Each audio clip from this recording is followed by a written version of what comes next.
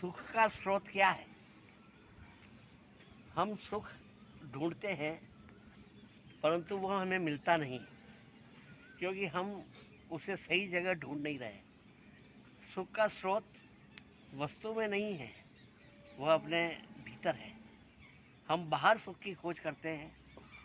सुख भौतिक संसाधनों में नहीं है, सुख अच्छे भोजन में भी नहीं है, सुख कोठी बंगले कार फार्म हाउस में भी नहीं है, और सुख रुपए पैसे सोने चांदी गहनों में भी नहीं है।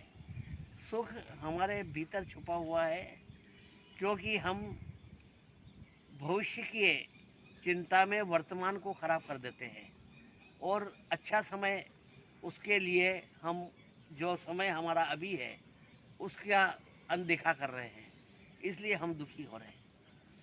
एक अमीर व्यक्ति को अपने घर जाना था, रास्ते में उसकी कार खराब हो गई। तब उसने उस कार को खड़ी कर दी और घर जाने के लिए साधन ढूंढने लगा, तो उसने देखा कि एक पेड़ की छाया में साइकिल रिक्शा खड़ा है।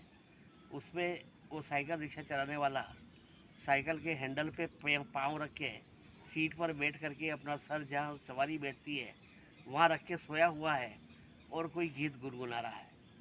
तो उसने जा कर के कहा कि भाई चलोगे? तो उन्होंने कहा हाँ बैठो। उन्होंने उससे कहा कितने रुपए लोगे? उसने कहा 20 रुपये लूँगा।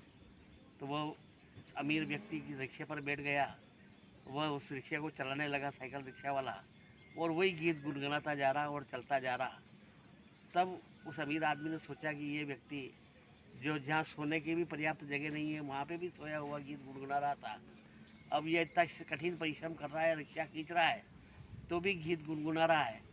तो जब उसका घर आ गया तब उसने उस रिक्शे वाले को कहा आप आओ मेरे घर के अंदर। उसने कहा कि मैं ये देखना चाहता हूँ कि ये आदमी इतना सुखी क्यों है, इतने अभाव में रहते हुए भी इतना प्रसन्न क्यों रहता है। तो उसने उसको बहुत अच्छा भोजन करवाया और सभी नौकरों को हिदायत दी कि इसकी अच्छी सेवा की जाए और इसे अच्छा रखा जाए। तो वहाँ उसके घर में सभी प्रकार के सुख संसाधन मौजूद थे। वहाँ पे उसको एयर कंडीशनर कमरे में रखा गया और डल्लप पिलो के गद्दे में सुलाया गया, और उस अमीर ने कह दिया कि तुम, मैं नहीं कहूँ जब तक मेरे घर में ही रहो। उसने कहा इसकी स्थिति में कोई परिवर्तन ही नहीं है, ये इन इतने अच्छे सुख संसाधनों में इसका कोई भी ये नोटिस नहीं ले रहा है। ये पूर्वव्रत ही जिस तरह से रिक्शा चला रहा था और उस पर सोया हुआ था, उसी तरह से हमारे घर में भी उसी तरह से मस्ती से जीवन जी रहा है और गीत गुनगुना रहा है।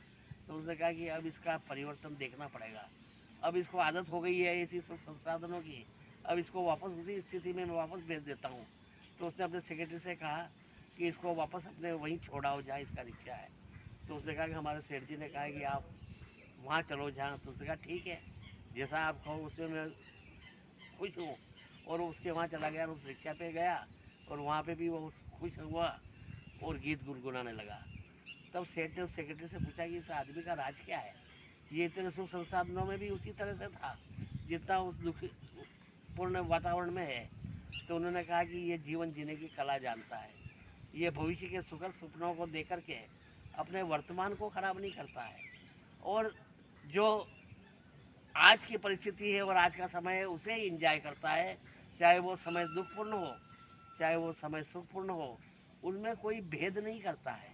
वह हर स्थिति में खुश रहता है और अपने वर्तमान को एंजॉय करता है और भविष्य को खराब नहीं करता है, इसलिए ये सुखी है। तो हमारा भी यही पंगा है कि हम भविष्य को सुखद बनाने के लिए अपने वर्तमान को खराब कर रहे हैं। जो स्थिति और जैसी समय है और जो अभी है वर्तमान है, वो आज है वो राज है। अभी जो है उस समय को एंजॉय करो, वर्तमान को जियो और भविष्य की चिंता में अपना जीवन को खराब मत करो। ये भविष्य की चिंता ही मूल दुख का कारण है। आप जिस समय जिस स्थिति में जो वर्तमान में है उसे ही अपनी ज़िंदगी का आनंद लें और गीत गुनगुनाते हुए मस्ती से जिए। ये स्थितियाँ परिस्थितियाँ तो बदलती रहती है, परंतु अपनी मानसिकता को न बदलें और अपनी मानसिकता को उसी तरह से प्रसन्न चित्त होकर के गीत गाते हुए गुनगुनाते हुए गुजारें और अपने वर्तमान का आनंद लें। यही सुख का मूल स्रोत है।